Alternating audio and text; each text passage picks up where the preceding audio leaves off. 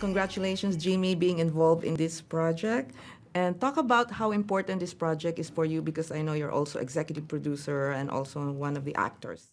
It's just an honor to help in any way in this project. So I just signed myself up for everything, you know. But from the beginning, Joe is such a talent, and he has already told so many great stories. So our job as producers and my partner Ken Cheng, who wrote the movie as part of our production company Crab Club, is to tell an authentic story. That's Joe, but at the same time, making it a cohesive and funny story. So just it's just been a joy and an honor.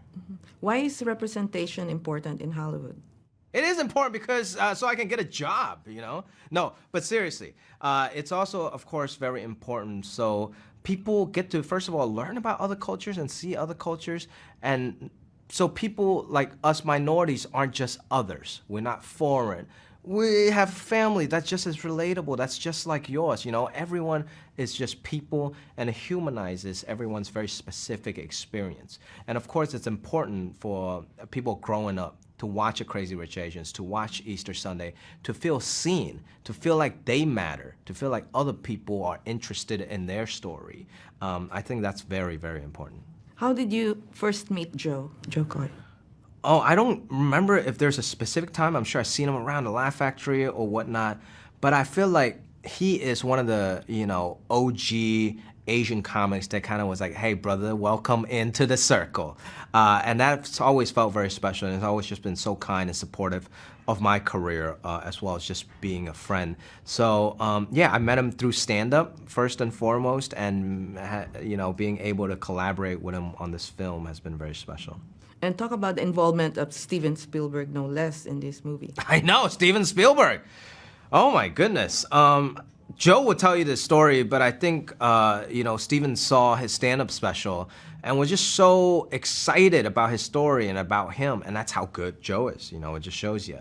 And then his passion, and of course with a name like Steven Spielberg, with his passion, just really ushered the project through, and he was involved every step of the way in choosing the director and casting and everything, and of course the storytelling. And so it's, but at the same time, he was hands-off when he needs to be, because he's not Filipino. He trusted us, and he trusted Joe and the writer to, tell that story. Like when we broke the story together with Crab Club, with Joe, with everyone, and then Ken wrote a brilliant script. Ken Cheng wrote that script.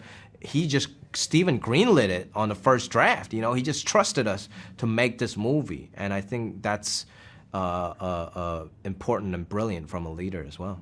What were the challenges you encountered while making this movie? I know it was during COVID times and pandemic times. Yeah, I mean, even just personally, I wanted to play such a bigger part in this movie to help out any way I could, and be there for my brother, But Space Force, the show that I was on Netflix, shot at the exact same time, and they both shot in Vancouver. I'm like, great, let me jump back and forth to set, I can make this happen. But because of COVID, they wouldn't let me. So I have to finish shooting this film, so they only gave me one day. I had to shoot it on the first day, shoot it out, and then go to Space Force, and they wouldn't let me come visit the set no more. So I have to watch it daily on the internet, on my computer, and just, call Joe or whatever support he needs. But great that, we have our production partner like Ken, who wrote the script, who's there, and other great producers like Jonathan and Nick from Ryback that was there every day to help make sure everything goes smoothly. Mm-hmm. Among the cast members, who surprised you the most? Oh, I mean, surprise and also just I'm in awe of is Tia, Lou, Diamond Phillips. These are people I grew up watching and are just absolute legends. And to be honest with you, when I was a kid, I didn't even know they were Filipino. So to see that, and now finally, of course they're proud Filipinos, but maybe back in the 90s when I was growing up, back in the 2000s, representation wasn't such a conversation, and they didn't get to play very authentic Filipino characters. But seeing them out here representing the community, beautiful. And what did Jay brought to the movie as a director? Yeah, I think Jay is an actor's director. He is a very funny actor himself that I also grew up watching in Beer Fest and Super Trooper and everything. So it's important for him to have him because he makes Joe comfortable. He let us improvise and things like that. So yeah, he's been a great custodian of this project. Among the Filipino culture habits that was shown on the film, did you relate to anything? Yes, everything is relatable. Even the stuff I didn't know about. Like, correct me if I'm saying this wrong, but the balik bayambas. Okay, I did pretty good. Okay. Like, my family doesn't have a balik bayambas, but at the same time, we have family members we take care of in China. You know, they send us stuff, we send them stuff also. But what's relatable is the characters, you know, the argument that comes from the balik bayambas, you know, and the family dynamics around that box and around that tradition.